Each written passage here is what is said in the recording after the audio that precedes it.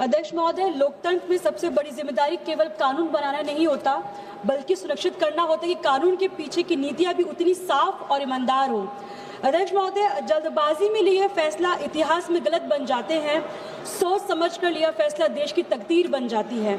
आज इस सदन में मैं उस आधी आबादी की आवाज़ बनकर खड़ी हूँ जिसे लोकतंत्र ने हमेशा ताकत को प्रतीक बनाया है, लेकिन जब अधिकार देने की बात आती है तब सरकार उन्हें शतरंज की गोटियों की तरह इस्तेमाल करती है।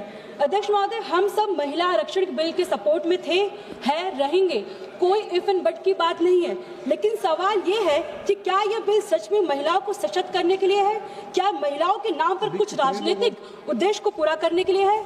अध्यक्ष महोदय, हक की बात कही मगर शर्तों में उलझा दिया, महिलाओं के नाम पर सारा एजेंडा ही बदल दिया।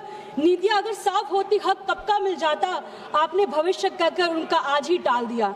अध्यक्ष महोदय, जो 3 बिल सदन में लाए गए हैं उन्हें जिस तरह से वुमेन रिजर्वेशन के रूप में प्रस्तुत किया जा रहा है, आज असल में वो इस बिल के जरिए देश के राजनीतिक नक्शे, रिप्रेजेंटेशन, पावर स्ट्रक्चर को बदलने की कोशिश की जा रही है, वो भी महिलाओं के नाम पे।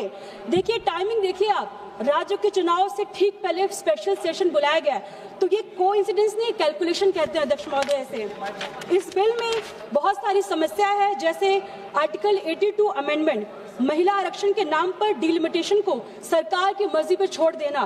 पहले हर सेंसस के बाद यह प्रक्रिया अनिवार्य थी, नए बिल के बाद अब सरकार जब चाहे तब कर सकती है।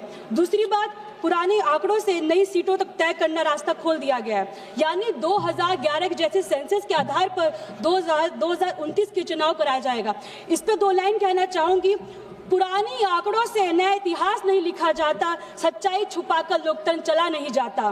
तीसरी बात, लोकसभा की सीट 850 तक बढ़ाने का प्रस्ताव है, इससे कुछ राज्यों का प्रभाव बहुत बढ़ सकता है और क्षेत्रीय असंतुलन पैदा हो सकता है। चौथा, महिलाओं को तुरंत आरक्षण नहीं दिया जा रहा, उससे डिलिमिटेशंस लिंक किया जा रहा है, यानी अधिकार अभी नहीं मिलेगा, पहले सीटों का नक्शा बदला जाएगा।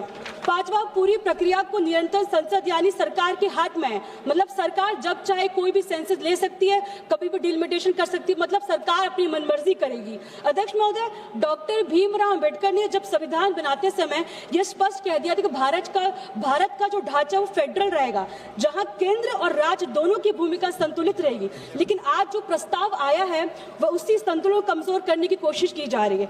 डिलिमिटेशन के बाद कुछ राज्यों का प्रभाव डिस्प्रोपोर्शनेट तरीके से बढ़ सकता है, जहां इसी तरह उत्तर और दक्षिण का संतुलन और राजनीतिक तनाव भी बढ़ सकता है।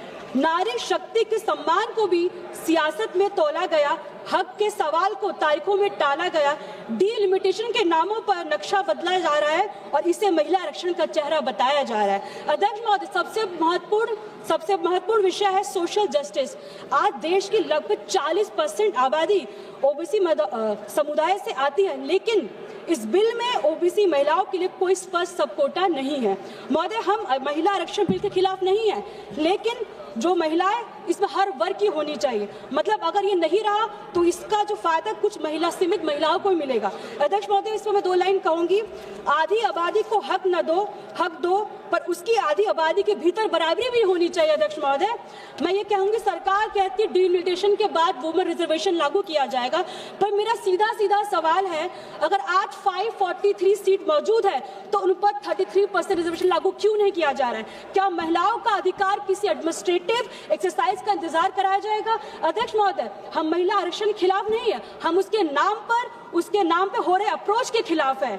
अगर आपकी नीयत साफ है तो आप आने वाले चुनाव में 33% रिजर्वेशन लागू कीजिए, डिलिमिटेशन बाद में कराइए, लेकिन अधिकार महिला को पहले दीजिए। अध्यक्ष महोदय, कंक्लूड करा थी करे दाम में पहले मैं आपसे कहूंगी कि मैं कहना चाहती हूँ, महिलाओं को बस बोला थी 2 मिनट रुका, महिलाओं को उनका अधिकार किसी वादे या फ्यूचर प्लान के रूप में नहीं, बल्कि आज की हकीकत के रूप में मिलना चाहिए। ये सदन तभी सच्चा लोकतांत्रिक कहलाएगा जब इसमें हर वर्ग, हर समाज, हर महिला की आवाज बराबरी सुनी जाएगी। अध्यक्ष महोदय, मैं आखिरी बस इतना कहना चाहूंगी, 2023 में वुमेन रिजर्वेशन बिल सरकार और सत्ता ने मिलकर पास किया था, लेकिन अब जिम्मेदारी सरकार की लागू करने की है। मेरा साफ कहना है कि सरकार इसे ईमानदारी से जल्दी लागू किया जाए, बिना किसी राजनीतिक खेल के। सर 2 मिनट कंक्लूड कर रही हूँ मैं। कुल बात आ गई।